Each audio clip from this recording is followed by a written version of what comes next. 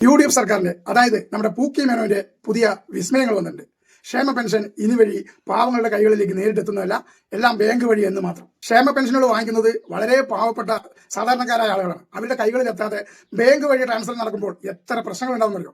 അല്ലെങ്കിലും ഈ ക്ഷേമ പെൻഷനുമായിട്ട് കോൺഗ്രസിന് ഒരു ബന്ധം പോലുമില്ല. പെൻഷൻ പദ്ധതി ആരംഭിച്ചത് തന്നെ LDF സർക്കാരിന്റെ കാലത്താണ്. തുച്ഛമായ രീതിയിൽ ആരംഭിച്ച് 500 രൂപയിലെത്തി. VS സഖാവ് വന്നപ്പോഴാണ് 1500 രൂപയാക്കിയത്. അതിനുശേഷം കോൺഗ്രസിന് പറയാൻ വെറും 100 രൂപ ഉമ്മൻചാണ്ടി സർക്കാർ കൂട്ടി എന്നല്ലാതെ ഇതുവരെ 10 പൈസ കോൺഗ്രസിന്റെ ഭാഗത്തു നിന്ന് പദ്ധതിയുമായിട്ട് അവർക്ക് യാതൊരു ബന്ധവുമില്ല. ബാങ്ക് വഴി ഈ പൈസ വന്നാൽ അത് മേടിച്ചെടുക്കണമെങ്കിൽ ഓരോ പാവപ്പെട്ടവനും ഒരുപാട് ബുദ്ധിമുട്ടുകളും കഷ്ടപ്പാടും അനുഭവിക്കേണ്ടി വരും. കാരണം സുഖമായിട്ട് അവരവരുടെ കൈകളിൽ എത്തിയിരുന്നതാണ് ഇപ്പോൾ ബാങ്ക് വഴി ട്രാൻസ്ലേഷൻ ചെയ്യുന്നത്. അത് ഈ ബാങ്ക് വഴി ചെയ്യുന്നത് ഈ UDF സർക്കാരിന് എന്തുകൊണ്ടാണ് ഈ പാവങ്ങളോട് ഇത്രയും വൈരാഗ്യം? കാരണം ഇവർക്ക് ചിന്തിക്കാനുള്ള ബുദ്ധി പോലും തലച്ചോറ് പോലും ഇല്ലേ. ഇവർ എപ്പോൾ ഭരണത്തിൽ വന്നാലും പാവങ്ങളെ ഉപദ്രവിക്കുന്ന രീതിയിലുള്ള പദ്ധതികളാണ് ഇവർ നടപ്പിലാക്കുന്നത്. ഇപ്പോൾ സാധാരണ പെൻഷൻ വാങ്ങിക്കുന്നത് 1 രൂപയ്ക്ക് 1 രൂപ വേണം എന്ന നിലയിൽ ജീവിക്കുന്ന പാവപ്പെട്ടവരുടെ കഞ്ഞിയിലാണ് മണ്ണ് വാരിയിടുന്നത്. ഈ പെൻഷൻ തുക ബാങ്കുകളിലേക്ക് മാറുമ്പോൾ അതിൽ ബാങ്കുകളിൽ നിക്ഷേപമായി ബാങ്കുകൾക്കാണ് ബെനിഫിറ്റാണ്, പാവങ്ങൾക്ക് ഒരു ബെനിഫിറ്റുമില്ല. കാരണം ഈ ബാങ്കിൽ പോയി ക്യൂ നിന്ന് ആ പൈസ മേടിച്ചെടുക്കണമെങ്കിൽ ഒരു സാധാരണക്കാരന് എത്ര രൂപ ചിലവാകുന്നറിയോ?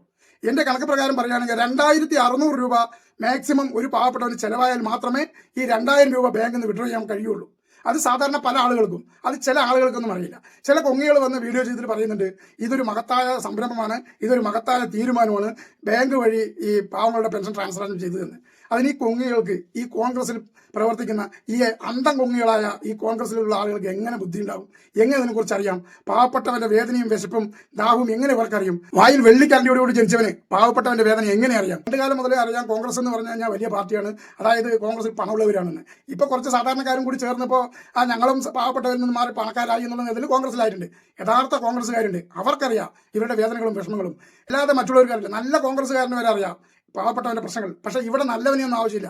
നന്നായി ഭരിക്കുന്ന അല്ലെങ്കിൽ നല്ല കോൺഗ്രസ്സുകാരനെ ഒരിക്കലും ഈ ഭരിക്കുന്ന ഭരണാധികാരികൾ നിലനിർത്തില്ല, അവനൊക്കെ ചവിട്ടി പുറത്താക്കും. കാരണം നല്ല കോൺഗ്രസ്സുകാർ നാടിന് വേണ്ടി ചെയ്യുന്നവരെ നമുക്കറിയാം. ഇത് UDF അല്ലെങ്കിൽ പൂക്കി മേനോന്റെ തെറ്റായ തീരുമാനമാണെന്ന് ഞാൻ പറയുള്ളൂ. കാരണം ഈ 2000 രൂപ 2600 രൂപ ഒരു പാവപ്പെട്ടവന് ഇത് മേടിച്ചെടുക്കാൻ ചിലവാകുമെന്ന് ഞാൻ പറയുന്നില്ലേ, കൃത്യമായി ചിലവാകും. കാരണം എനിക്കറിയാം, എനിക്ക് അനുഭവപ്പെട്ടിട്ടാണ്.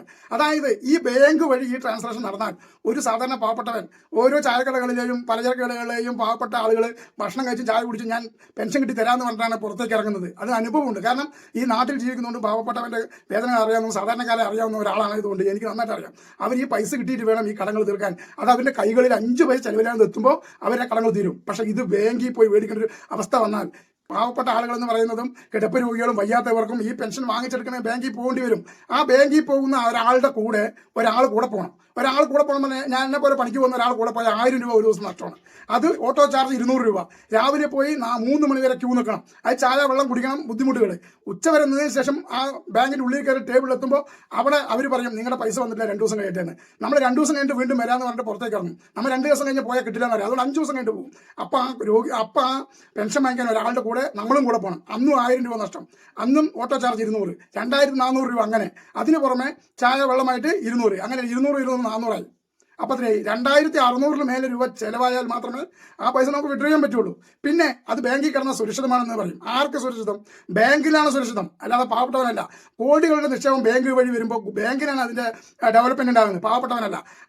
ഇത് മാത്രമല്ല, ഇത് പാവങ്ങളുടെ പെൻഷൻ തുക കൊള്ളയടിക്കുക എന്നതും കൂടിയാണ് UDF സർക്കാരിന്റെ ലക്ഷ്യം. അതായത് സാധാരണ പാവപ്പെട്ടവനും കിടപ്പ് രോഗികളും ബാങ്ക് അക്കൗണ്ട് എടുക്കേണ്ടി വരും. പാവപ്പെട്ട സാധാരണ കിടപ്പ് രോഗികളും ഇങ്ങനെ ബാങ്ക് അക്കൗണ്ട് എടുക്കും. അപ്പോൾ ബാങ്ക് അക്കൗണ്ട് കഴിയാതിരുന്നാൽ, അതായത് ബാങ്ക് അക്കൗണ്ട് എടുക്കണമെങ്കിൽ മിനിമം ബാലൻസ് 500 രൂപയെങ്കിലും വേണം. അപ്പോൾ ബാങ്ക് അക്കൗണ്ട് എടുക്കാൻ കഴിയാതിരുന്നാൽ അവരുടെ ആ പെൻഷൻ തുക കിട്ടാതെ പോകും.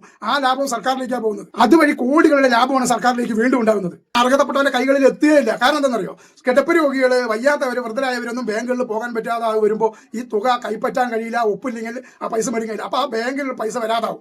അപ്പോൾ അവരുടെ അർഹതപ്പെട്ടവരുടെ പെൻഷനോടെ കട്ടാകും. അതുവഴി കോടികളുടെ ലാഭമാണ് സർക്കാരിന്. ഇതെല്ലാം ഭയങ്കര പ്ലാനോട് കൂടി തന്നെയാണ് UDF സർക്കാരിന്റെ നീക്കം. ഈ പെൻഷൻ പദ്ധതി ഒരിക്കലും നടപ്പാക്കാൻ പാടില്ല. അങ്ങനെ അതായത് നേരത്തെ കൊടുത്തുകൊണ്ടിരുന്ന പോലെ തന്നെ ഓരോ വ്യക്തികളുടെയും അർഹതപ്പെട്ടവന്റെയും കൈകളിൽ തന്നെ എത്തണം.